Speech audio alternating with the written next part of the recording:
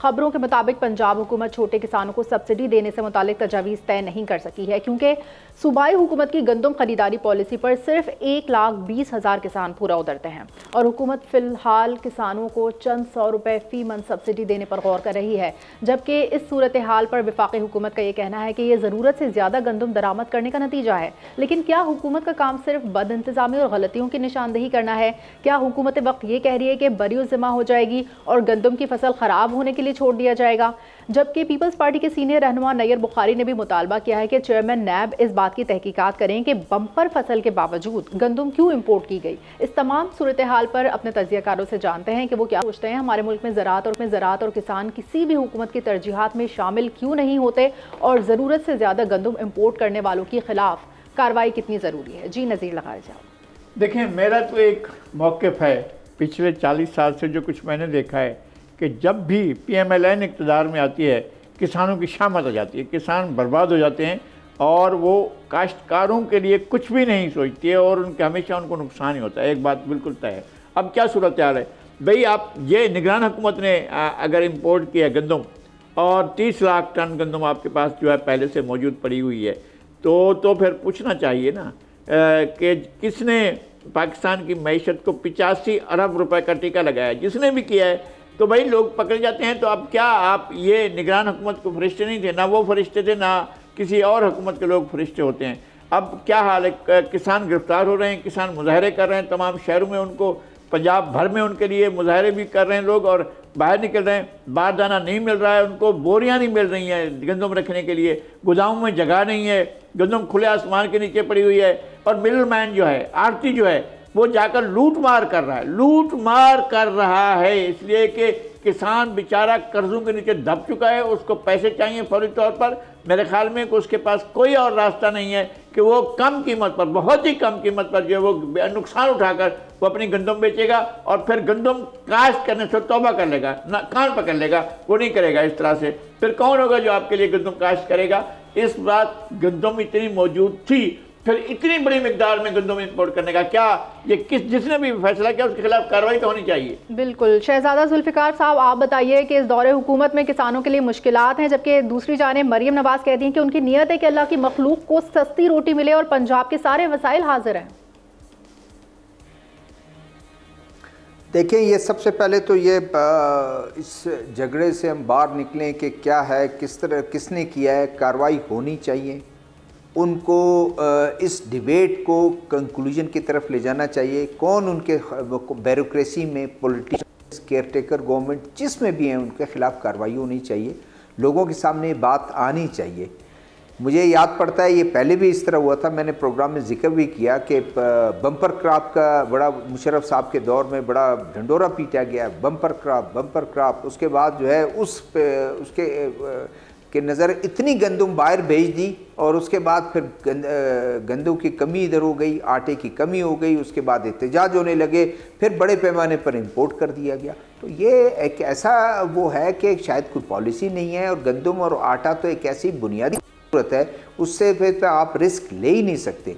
तो जो किसान है, बिल्कुल हमारा मुल्क किसान सारा साल जो है वो इंतज़ार करता है, अपने सारी कमाई लगा देता है। अगर किसान को हम खुशहाल नहीं रख सकते तो फिर मुझे बताएं कि क्या होगा।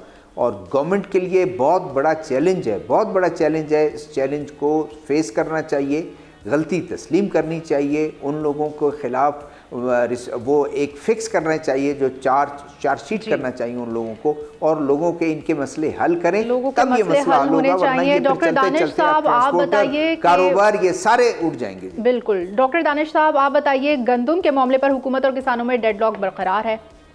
ठीक है। अच्छा, ये आपको पता होगा कि पाकिस्तान की हुकूमत $3 बिलियन हासिल करने के लिए आपके IMF के सामने झुकी हुई है और जो हालात है उसका आपके सामने। आपको पता है केयर टेकर गवर्नमेंट ने, जिसका जिक्र अभी किया है लगारी साहब ने भी, आपको पता है $1 बिलियन की जो है वो 3,50,000 टन गंदम मंगाई गई है। कितनी? 3,50,000 टन जो है वो गंदम मंगाई गई है यहाँ पर, और तकरीबन आपके पास 23 लाख मैट्रिक टन गंदम जो है वो ऑलरेडी मौजूद है।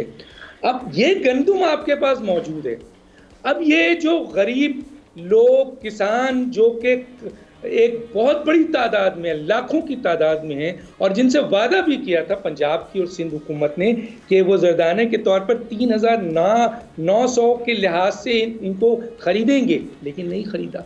अच्छा, वो कहते क्या है कि जनाब 10% और 16%, यानी 10% नमी है जो कि बारिश की वजह से, बेचारों के रखने की वजह से 16% हो गई है। तो अब 10% में सिर्फ 1,20,000 जिसका आपने जिक्र किया है, उनसे ले लेंगे। सब्सिडी दे रहे हैं 400-600, यानी 5 अरब रुपए उन किसानों को जो गरीब किसान मेहनत करके पाकिस्तान के लिए इस बुरे हालात में गंदम तैयार कर रहे हैं। और दूसरी तरफ खेल देखें, और एक और खेल बताता हूं मैं, एक बहुत बड़ा खेल, 450 अरब रुपए। देखिए यहाँ पे हुकूमत 5 अरब उन मेहनत करने वालों को दे रही है।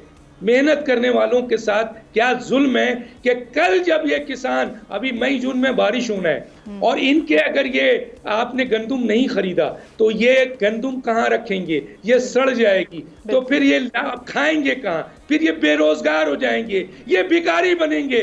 450 अरब रुपए। ठीक है सर, आपका पॉइंट आ गया है। अब एहतशामुल हक साहब से हम बात करेंगे। एहतशामुल हक साहब बताइए कि हुकूमत की गंदम की बेनजीर प्रोग्राम के सूरत में दिया जाता है, क्या इनको नहीं दिया जा सकता है? ठीक, ये 450 अरब रुपए इन मेहनत करने वाले किसान। ठीक है, ठीक है एहतशामुल हक साहब, बहुत बड़ा जुल्म किया है इस दफ़ा, बहुत बड़ा जुल्म किया है इन्होंने। अब ये सिर्फ लॉलीपॉप दे रहे हैं कि जी 160 बिलियन डॉलर का नया, जिसको कहते हैं कर्जे देंगे और डायरेक्ट छोटे लोगों को देंगे, इस पे बात नहीं बनेगी। देखिए खराबी कहाँ हुई है, इन्होंने हमेशा एक अरसे से हम देख रहे हैं कि पंजाब में खुद तौर पर 4 लाख टन जो है ना, 4 मिलियन टन यानी 40 लाख टन जो है ना प्रोक्योर करती थी। इस दफ़ा जिस तरह बताया गया 23 मिलियन टन जो है ना वो कम रखी गई है। अब बताएं, जो जिन्होंने ये सारे अपनी ज़रात की काश करके इतने गंदम पैदा किया, आपने उनको किस अंधेरे में रख के किया, और आपने उस वक्त नहीं बताया, बताते क्या करना चाहिए थे वो नहीं किया। अब सवाल है कि जी जिनको नवाजा गया, जिस तरह कहा जा रहा है कि जी वो उनसे पूछा जाए ये क्यों केयर टेकर ने किया, किसको फ़ायदा पहुँचाया, कौन लोग थे। और ये बात सही है जो लगाई साहब ने कही कि इंडस्ट्रियलिस्ट है नवाज साहब लोग, ये लिहाजा आके ये ज़रात वालों पे शफून मारते हैं, ये इंडस्ट्री को फ़ायदा पहुँचाते हैं। अब अगली बात है, देखें जिस तरीके से आप देख लें कि ये एक गंदम की क्रॉप ऐसी है कि जो पूरा मुल्क इस पर डिपेंड करता है, इसको जितनी फैसिलिटी मिलनी चाहिए किसी को नहीं मिलनी चाहिए। अभी देखें शुगर केन को देखें, हमारे यहाँ लोग कहते हैं कि शुगर केन इसको कैश क्रॉप कहते हैं। अफीन इसकी हमें कतई तौर पे ज़रूरत नहीं है, ये बाहर से हम सस्ते दामों ख़रीद सकते हैं, अपने मुल्क में पैदा करके हम इसको महंगी लोगों को बेच रहे होते हैं। बेशुमार लोग हैं वो चीनी पैदा ही नहीं करते क्योंकि सस्ती बाहर से मिल जाती है। लेकिन हमारे यहाँ तो देखें चीनी की मिलें जो है नवाज शरीफ की है, जरदारी साहब की है, शुजात की है, जहांगीर तरीन की है, बाकी लोगों की है। सब्सक्राइब करें और बेल दबाएं ताकि कोई खबर रह न जाए।